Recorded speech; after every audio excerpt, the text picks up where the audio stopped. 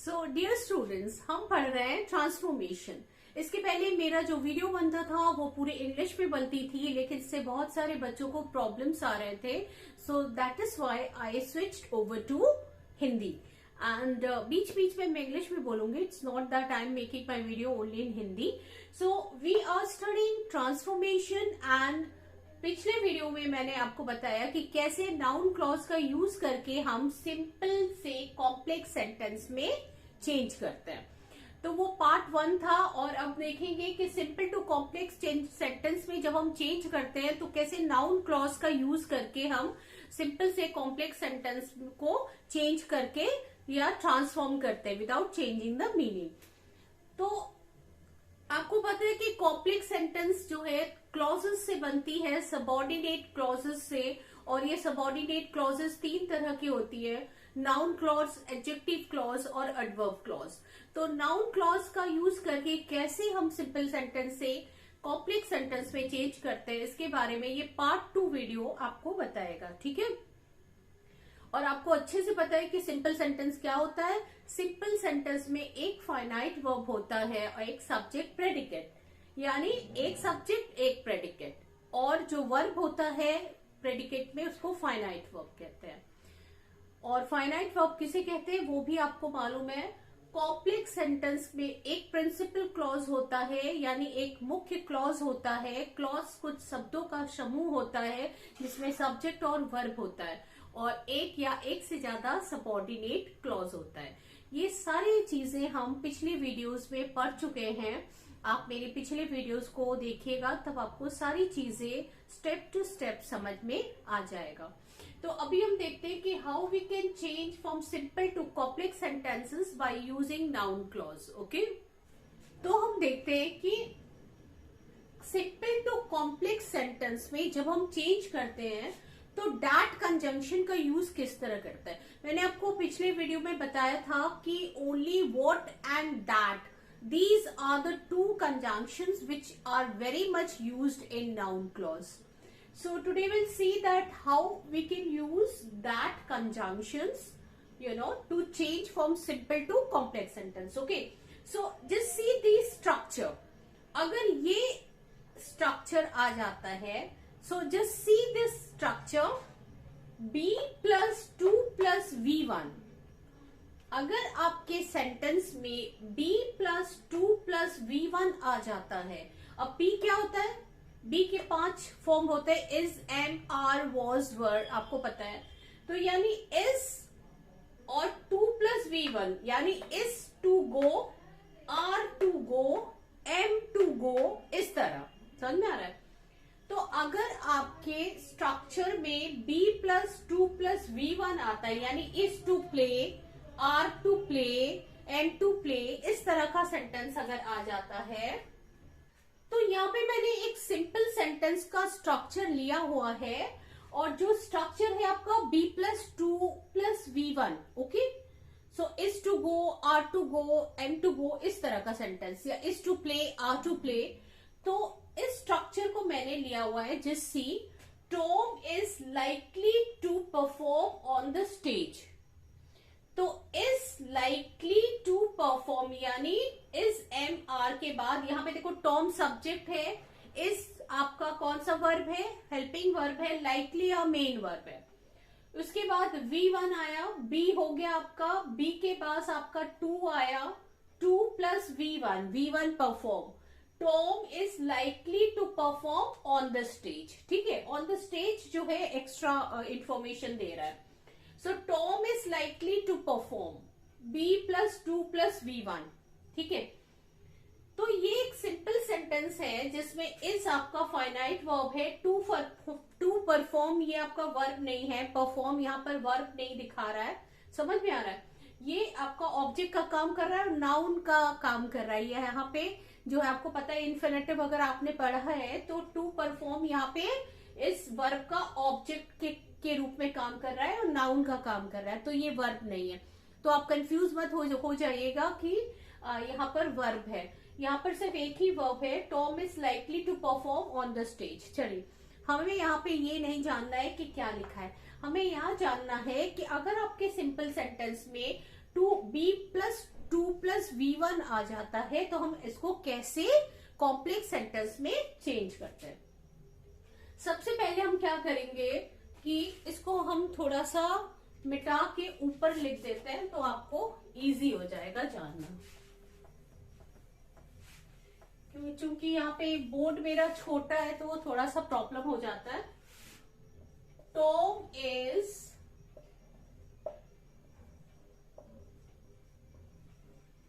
likely to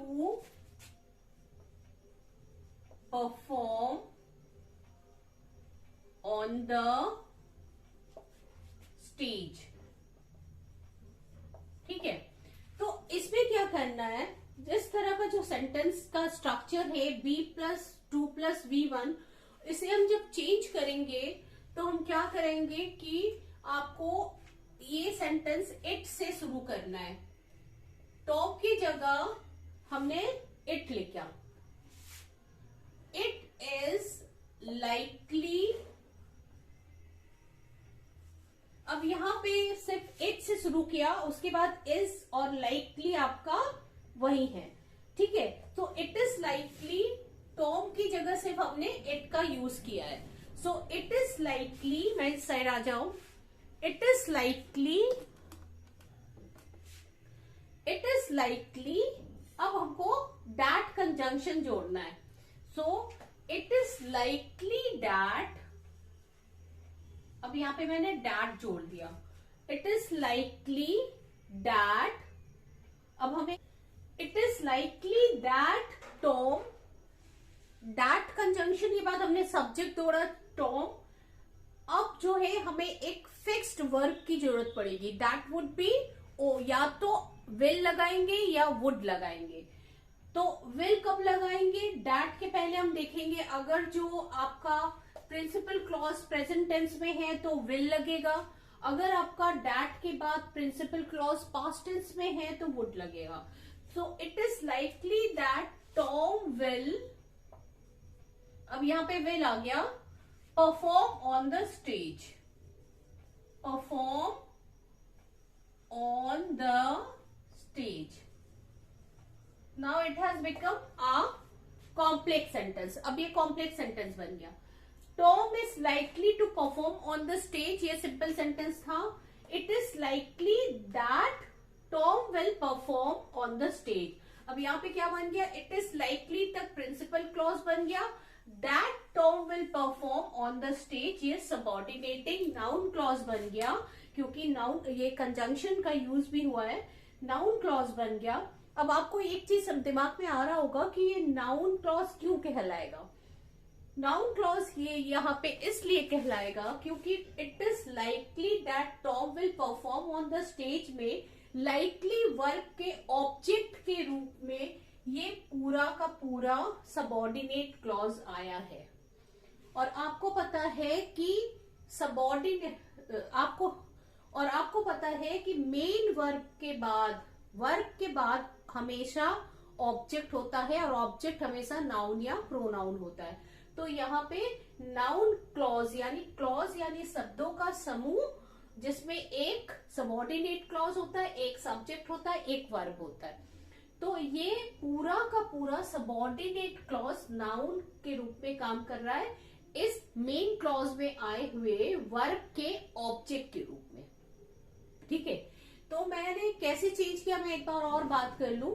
Tom is likely to perform on the stage में मैंने देखा कि अगर आपका स्ट्रक्चर है B+2+V1, यानी आपका B+2+V1 आया है यहाँ पे इज टू V1, तो इसमें हम क्या करेंगे, सेंटेंस हम इट से शुरू करेंगे, इट इज लाइकली तक तो हमारा वही रहेगा। उसके बाद हम ऐड करेंगे that conjunction.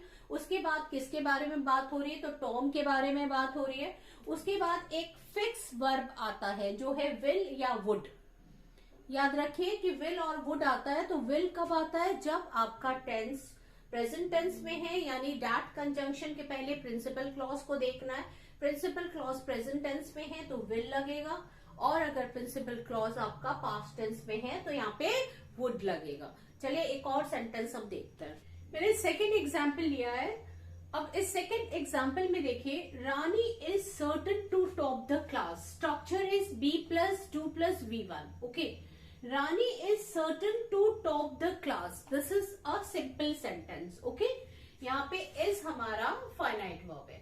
Now we need to change this simple sentence to complex sentence without changing or without altering the meaning. So what we'll do, अब हमें क्या करना है, Rani is certain to top the class. अब हमको it से शुरू करना है. सो इट से हमने शुरू किया. इट इज, रानी को हमने हटा दिया, रानी की जगह हमने इस इट लिखा यहाँ पे. ठीक है, अब इस सर्टन ये सेम रहेगा, तो इट इज सर्टन, यहां तक तो हमारा सेम है, इट इज सर्टन. अब टू टॉप को की जगह पे हमने दैट का यूज किया. ठीक है, टू टॉप को काटा, उसकी जगह हमने दैट का यूज किया. It is certain that, that लगा दिया. दैट के बाद अब देखो, इट इज सर्टन तक तो हमारा पी क्लॉज बन गया है, क्योंकि प्रिंसिपल क्लॉज में हमारे पास सब्जेक्ट और वर्ब दोनों है. फिर हमने एक सबऑर्डिनेटिंग कंजंक्शन दैट का यूज किया.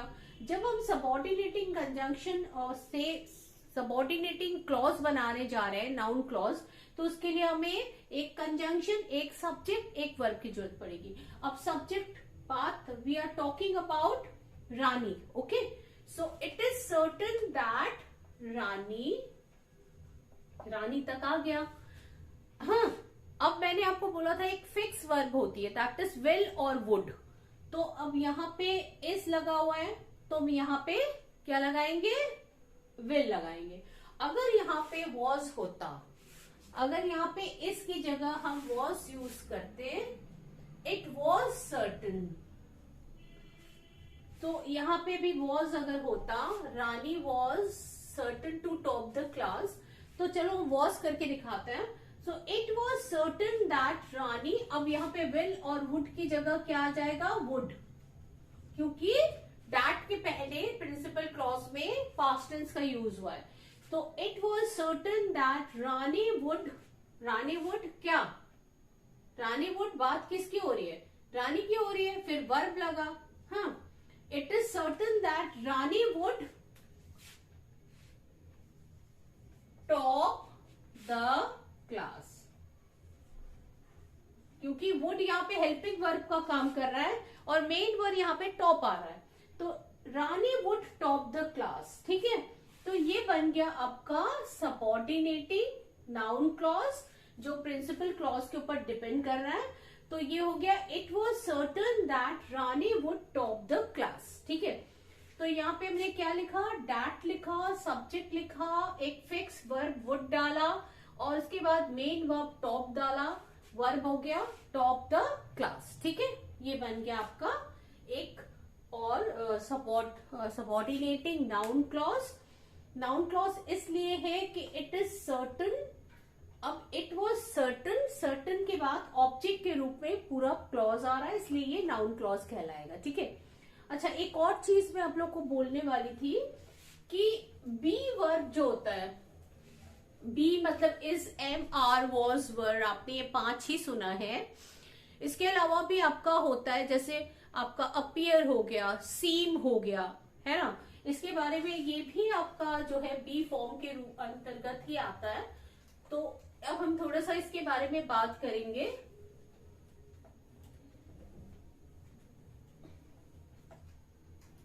तो चलिए हम करके आपको दिखाते हैं. तो लिंकिंग वर्ब में आपके बी के फॉर्म के अलावा सीम और अपीयर भी आता है. तो अगर आपके सेंटेंस में सीम और अपीयर आ जाता है, जैसे ही सीम्स हैप्पी, वो खुश दिखाई देता है, खुश प्रतीत होता है. ही अपीयर टू बी सैड, वो दुखी दिखाई पड़ रहा था. इस तरह के अगर सिंपल सेंटेंस आते हैं, तो कॉम्प्लेक्स बनाने के लिए हम क्या करते हैं, हम इसको पहले लिखेंगे, सब्जेक्ट को हम बाद में लिखेंगे, उसके पहले हम शुरू करेंगे इट से. याद रखिए कि हमें हमेशा इट से शुरू करना है. तो हम शुरू करेंगे इट सीम, सीम आपका, इट के बाद हमारा वर्ब वही रहेगा सीम्स. ठीक है, सॉरी, इट में आई टी लिखना भूल गए। इट सीम्स, ही सीम्स की जगह हमने इट सीम्स लिख दिया और उसके बाद दैट कंजंक्शन लगाएंगे। अब देखो ये प्रिंसिपल क्लॉज बन गया, इट सीम्स, क्योंकि सब्जेक्ट और वर्ब दोनों है इसमें, इट सीम्स। उसके बाद हमने दैट कंजंक्शन लगाया। दैट कंजंक्शन लगाने के बाद ये तो प्रिंसिपल क्लॉज बन गया यहां तक, it seems.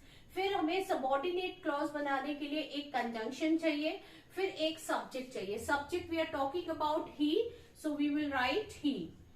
It seems that he happy.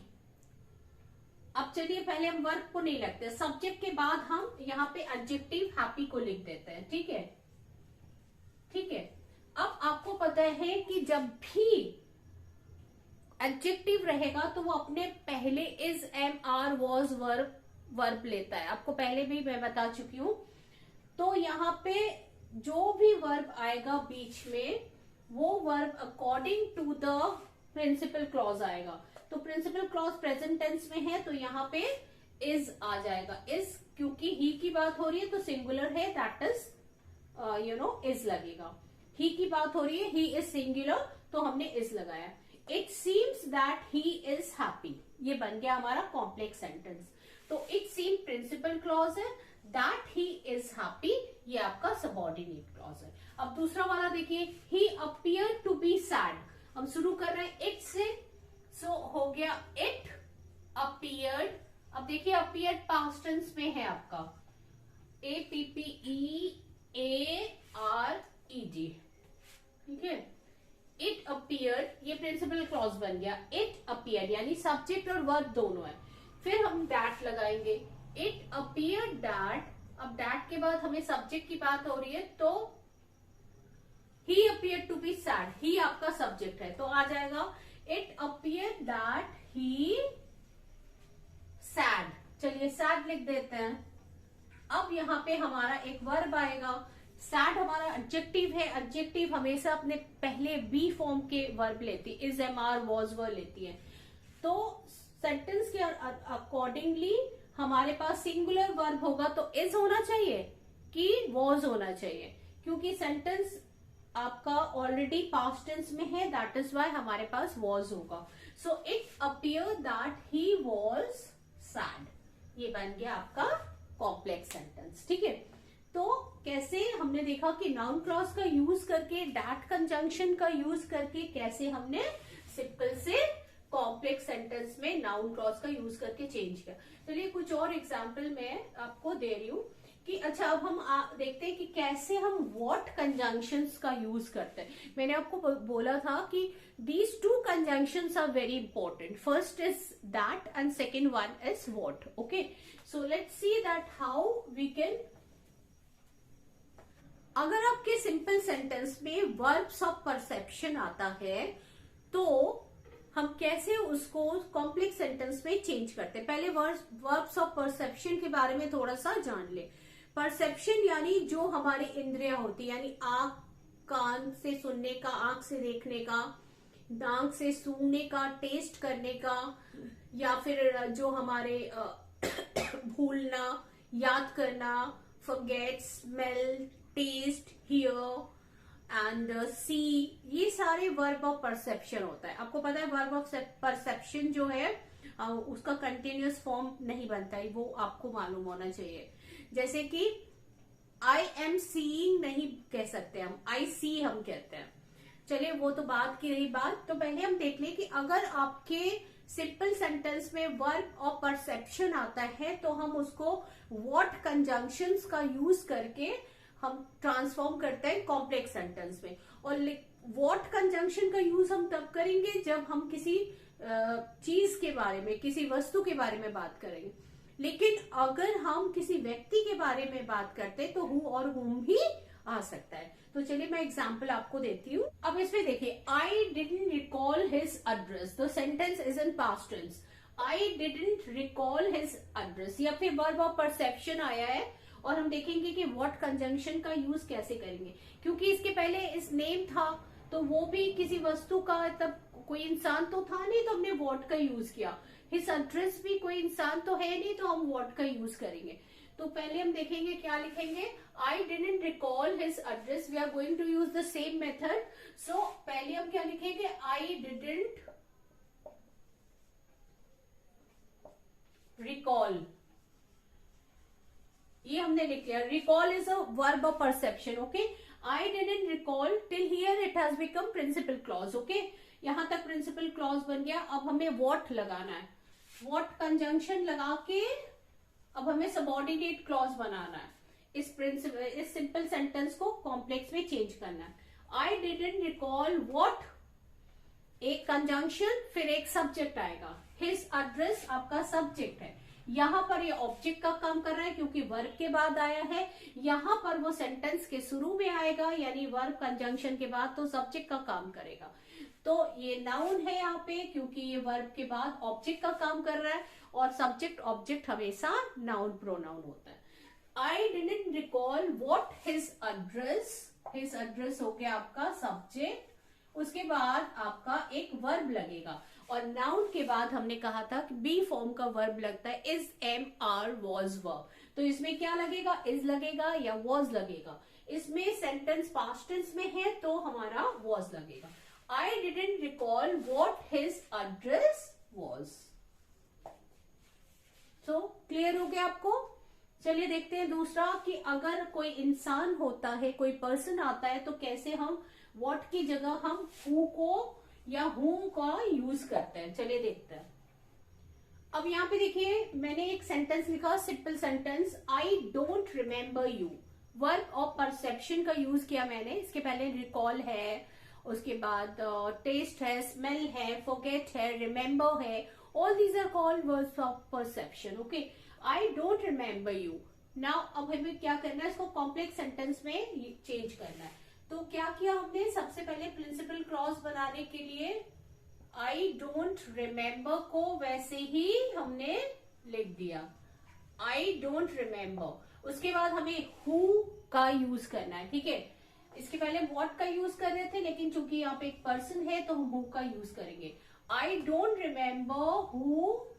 Who के बाद सब्जेक्ट क्या आएगा, हु. सब्जेक्ट आपका यू है यहाँ पे. हु के बाद, हु तो कंजंक्शन है, फिर यू.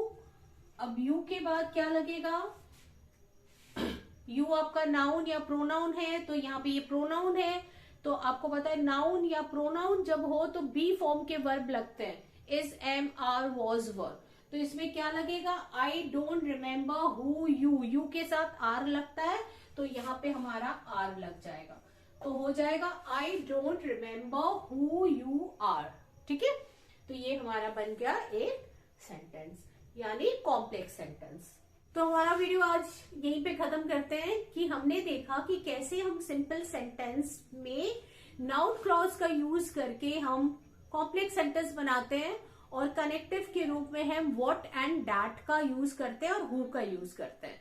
नेक्स्ट वीडियो में हम देखेंगे कि कैसे हम कॉम्प्लेक्स सेंटेंस से सिंपल में चेंज करते हैं.